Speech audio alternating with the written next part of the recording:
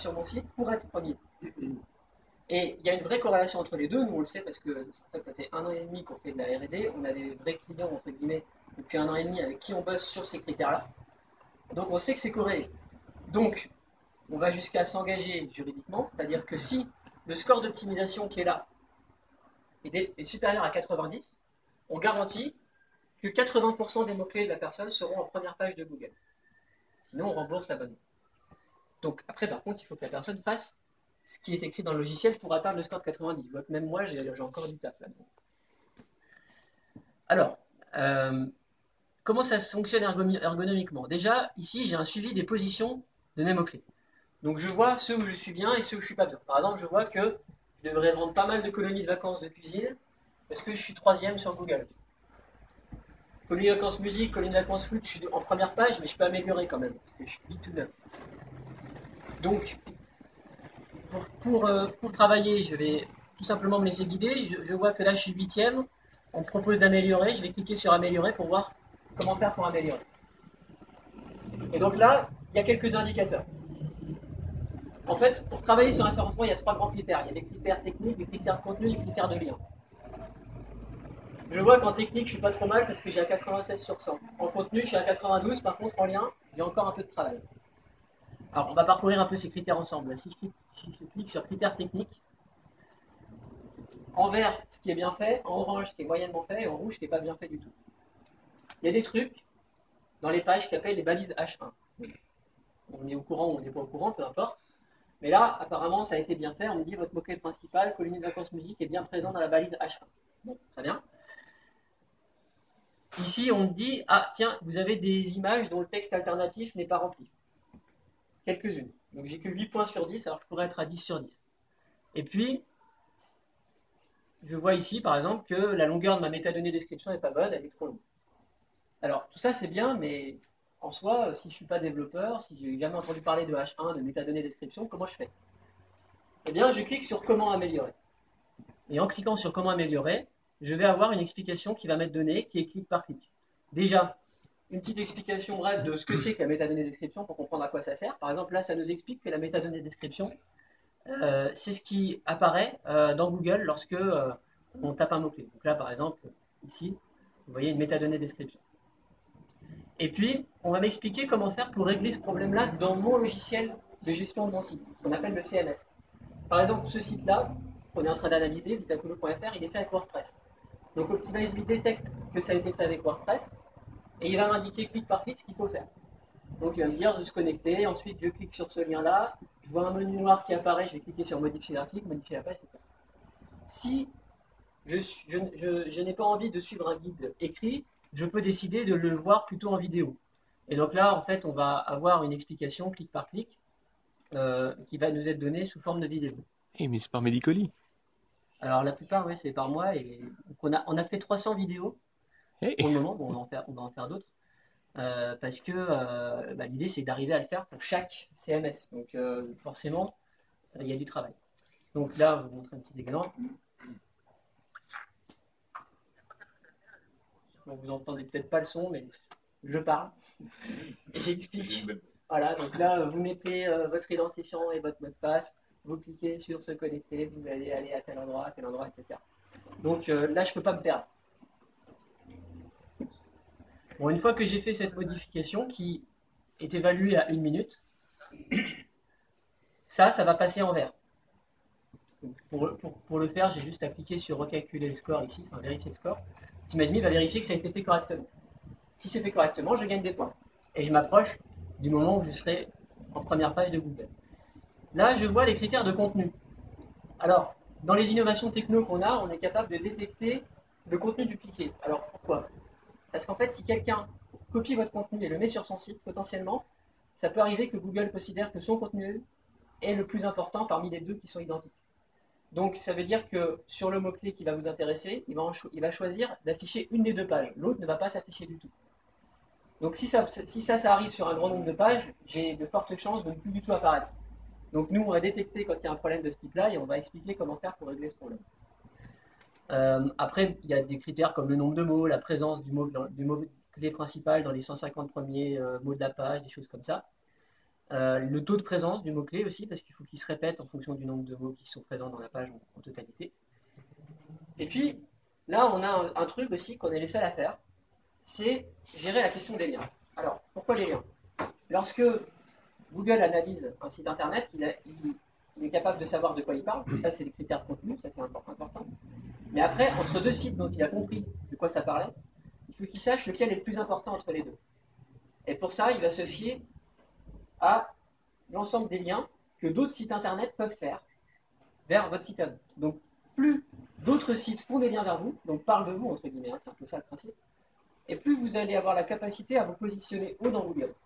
Selon les marchés, il peut y avoir besoin de beaucoup de liens ou de peu. Des fois, pour certains clients, il suffit de 4-5 liens et c'est bon, l'objectif est atteint. Si l'objectif c'est d'être premier sur le mot-clé poker, bon bah là il va falloir une équipe complète pour arriver à le faire et ça va durer des années. Donc évidemment ça dépend de la concurrence. Alors au niveau de l'innovation techno qu'on a fait là-dessus, c'est qu'on est capable de dire ok, votre page risque d'être sanctionnée par Penguin. Alors Penguin c'est quoi? C'est une sanction de Google qui s'applique lorsque le webmaster a mal travaillé ses liens, c'est-à-dire qu'il n'a pas respecté toutes les règles. Donc là c'est pareil, quand on clique sur comment l'améliorer ici, si jamais la sanction existe, OptimizeMe va expliquer comment faire pour enlever cette sanction. Mais ce qui est intéressant surtout, c'est qu'on va détecter ça avant même que la sanction soit donnée. Donc le plus souvent, le webmaster ne sera même pas sanctionné par Penguin s'il réagit au bon moment. Et puis, on suggère aussi des sites qui peuvent être intéressants pour obtenir des liens. Alors, en fait, ce sont tout simplement des sites qui font des liens vers les concurrents. Si des sites font des liens vers des concurrents à vous, il n'y a pas de raison qu'ils ne le fassent pas vers vous. Donc, ça peut être intéressant pour les contacter. On détecte si ce sont des annuaires, si ce sont des sites classiques ou des forums. Et puis, on détecte aussi, dans la plupart des cas aujourd'hui, la page contact pour arriver directement sur la page qui me permet de prendre contact avec le webmaster. Et puis, j'ai de quoi gérer ma campagne en me disant, ok, celui-là, je l'ai contacté, celui-là, je l'ai refusé, celui-là, je suis sans réponse, etc. Donc, tout ça sur une seule page, en fait. Hein. Je n'ai pas besoin de me promener dans 15 pages du logiciel. En fait, tout est sur une seule page. Là, j'ai analysé ma page qui parlait de colonie de vacances musique. Donc, j'ai la même chose à faire sur ma page colonie de vacances foot, etc. L'idée, c'est de ne pas passer 15 jours complets sur son référencement et après de plus jamais en faire. C'est plutôt d'en faire comme ça une fois de temps en temps. Quelques heures par-ci par-là. C'est beaucoup plus efficace pour Google. C'est un bon signe en fait de modifier son site au fur et à mesure plutôt que de le faire d'un seul coup. Et puis il y a toujours des nouvelles choses qui peuvent se rajouter. Par exemple des nouveaux critères, des changements algorithmiques de Google. Nous on colle en fait à l'actualité du référencement. Donc nos algorithmes vont évoluer en fonction de l'évolution de Google. Tout à l'heure on a parlé du choix des mots-clés et je finirai par là. On a aussi développé un algorithme de suggestion de mots-clés qui est lui aussi différent de ce qui existe actuellement. Il y a la partie classique, on va dire. Donc, par exemple, si je tape colonie équitation, déjà, je vais avoir tout un tas de suggestions qui sont parmi les plus recherchées par les internautes. Mais j'ai aussi d'autres types de suggestions. Ici, je vois en orange les mots-clés qui sont les plus recherchés, en vert encore plus recherchés, en rose un peu moins recherchés, et donc je vais faire mon marché. Et en fait, nous on a rajouté à ça les mots-clés en blanc qui sont là, parce qu'il y a un nouvel algo qui est sorti il y a un an et demi, chez Google, qui s'appelle Colibri, Hummingbird, peut-être qu'il y en a certains qui ont entendu ça à un moment où c'est sorti. Cet algo, il est basé sur le fait de dire, ok, avant, chez Google, si je mettais 15 fois colonie équitation, j'avais beaucoup de chances d'être positionné sur colonie équitation. Aujourd'hui, c'est mieux d'avoir un champ lexical varié, c'est-à-dire d'avoir tous les mots qui sont autour du sujet colonie équitation et qui permettent de montrer à Google que je suis un expert dans ce sujet-là. Donc là, typiquement, si je peux faire mon marché en me disant, ok, bah, si je parle de colonie équitation, a priori, je vais pouvoir parler de centre équestre, je vais pouvoir parler d'équitation pour les enfants, ça c'est ma cible, de passer son galop, de stage, parce qu'il y en a beaucoup qui parlent de stage d'équitation, équestre aussi, parce qu'il y a beaucoup de gens qui disent stage équestre, colonie équestre, d'ailleurs on le voit ici, vacances équestres, quelque chose auquel on n'aurait pas pensé comme ça spontanément.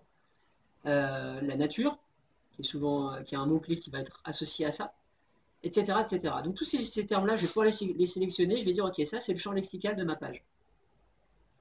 Et puis, si je me dis, ok, c'est bien d'être positionné sur colonie équitation, mais ce serait bien d'avoir aussi les mots-clés que les gens peuvent taper dans Google et qui sont un peu en rapport avec ça. Par exemple, je vois colonie équestre ici, qui est un petit peu recherché. Ça va être un mot-clé secondaire. C'est aussi un mot-clé où j'ai besoin de savoir combien je suis dans Google quand les gens tapent ça.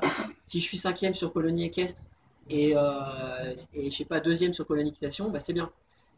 Donc je varie un petit peu les mots-clés que je vais suivre ensuite dans Google. Séjour équitation, pourquoi pas, je peux aussi me le mettre. Voilà. Et donc, une fois que j'ai fait un peu mon shopping comme ça, je valide et ma page sera analysée en fonction de ces mots-clés-là. Est-ce que j'ai bien optimisé ma page pour ces mots-clés? Ça, c'est une grosse différence qu'il y a avec la quasi-totalité des logiciels de référencement qui, eux, analysent le site sans savoir quels sont les mots-clés ciblés. Donc forcément, les suggestions qui sont données ne sont pas forcément très utiles. On va vous dire, vous avez des pages 404. Ça veut dire des pages qui existaient, qui n'existent plus. Vous pouvez corriger tout ça 10 000 fois, ça ne changera quasiment rien en fait au référencement du site. On a essayé vraiment de faire un logiciel qui soit accessible, même en termes de navigation et d'ergonomie.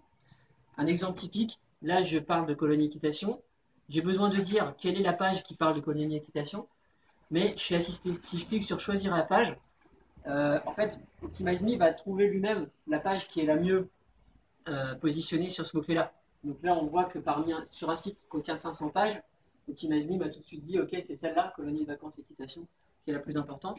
Et si moi, je veux changer, je peux naviguer dans mon site comme si j'y étais, au lieu d'avoir à dire, ok, c'est l'URL, comme par exemple là en mode avancé. Si je devais écrire c'est cette URL-là, etc., bah, ce ne serait pas accessible à la plupart des gens. La plupart des gens ne savent pas vraiment ce que c'est qu'une URL. Donc voilà, on navigue comme ça, on trouve la bonne page et puis on l'affecte. Il y a deux formules. Soit je fais tout seul, 29 € par mois, soit je suis assisté pour le choix de mes mots-clés au tout début. Dans ce cas-là, il y a une option à 300 € et ensuite la personne fait tout toute seule. Sachant que si elle choisit l'option à 300 €, la personne bénéficie de la garantie qui lui dit si vous atteignez 90% de score d'optimisation, vous aurez 80% de vos mots-clés dans Google, on s'y engage, sinon on vous rembourse. Vous avez des questions?